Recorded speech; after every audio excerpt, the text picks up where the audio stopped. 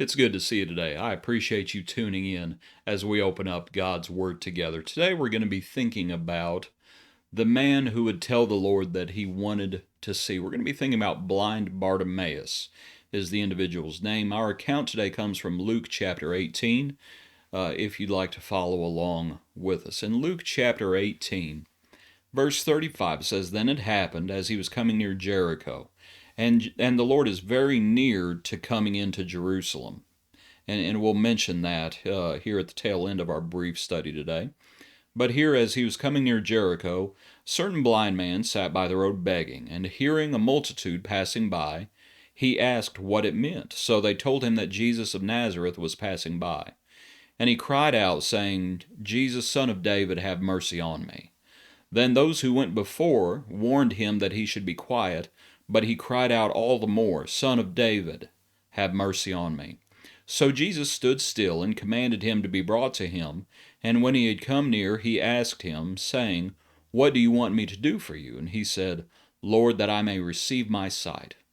Then Jesus said to him, "Receive your sight, your faith has made you well." And immediately he received his sight and followed him, glorifying God. And all the people, when they saw it, gave praise to God. Just an amazing account here as the Lord approaches Jerusalem at this town called Jericho, where those walls had fallen flat all those centuries before. We have this blind man crying out to the Lord. Matthew's account, I believe it's Matthew's account, looks like there was actually a couple men, but it looks like this fella is the one who Jesus was talking with. What points can we make? The first one I would suggest is this: he used what he had, namely his ears. You might consider, as the crowd is going by and he says, "What's going on?" He hears the crowd going by.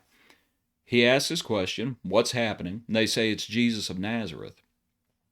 Now, this man, what he says, and please notice, he says, "Jesus, Son of David, have mercy on me."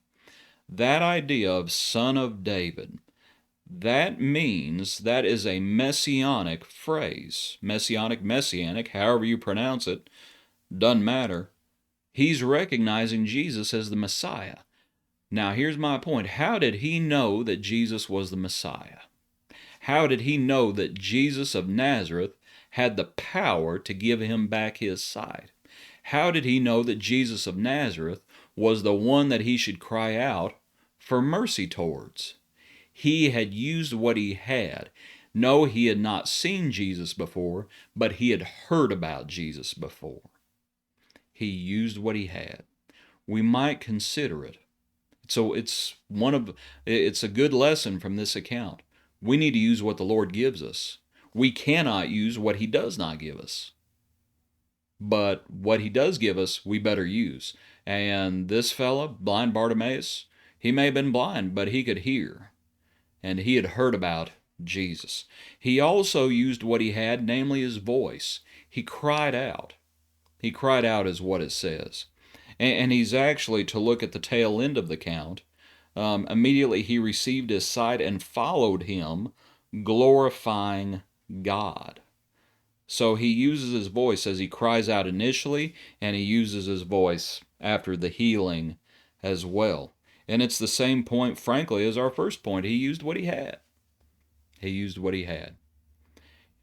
We'll also say this: he knew when to listen and he knew when not to listen.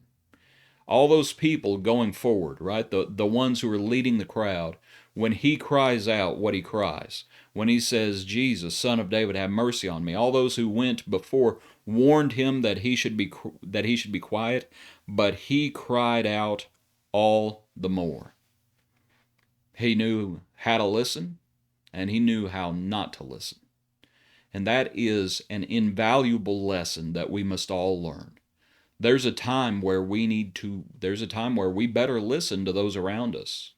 And there's a time where we better not listen to those around us. And rather than being quiet, Bartimaeus, I think it's awesome. He cries out all the more. And that's what we need to do. When our critics, when the naysayers try to get us to be quiet, when we're saying what's right, we need to stick with it. and we need to cry out all the more. And I appreciate Bartimaeus for teaching us this lesson. I want you to think about what he would see. Jesus asks him, right? And you have the account. Jesus says to him, "What do you want me to do for you?" He says, "Lord, that I may receive my sight." And Jesus said, "Receive your sight. Your faith has made you well." And immediately he received his sight and followed him, glorifying God. I understand here, it's speaking to the idea of he followed him personally, right? This is not a metaphor. He followed him. I don't know how long. I don't know how long he literally followed him in person. But just imagine if he followed him all the way into Jerusalem. We're not far from that account. Imagine if he followed him into Jerusalem, and imagine what he would see. He cries out, "Jesus, Son of David, have mercy on me." You might think about this. He was a beggar, for one thing. He was a beggar. He had cried out to mercy to all sorts of people. That's why he was there. Well, there's a difference between crying out to strangers, "Have mercy on me," begging for alms, and coming to the Son of God, begging for mercy, recognizing the power that he has. He cries out for mercy to the Messiah, and then he follows the Messiah to Jerusalem. With that newfound vision, just imagine what he would see here just a few days later as Jesus would go to the cross. You might think about it. You might consider it.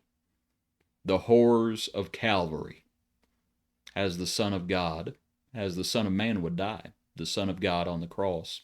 You might consider it, what he would see. But just an amazing account before we get to Jerusalem, there at Jericho, the blind man who was given vision. I appreciate you studying along with us, considering these things. There's other points, of course, we could have made, but I hope this has been beneficial for you. Hope you have a good day. Hope you tune in tomorrow for another brief look into God's Word. Thanks for being with us today.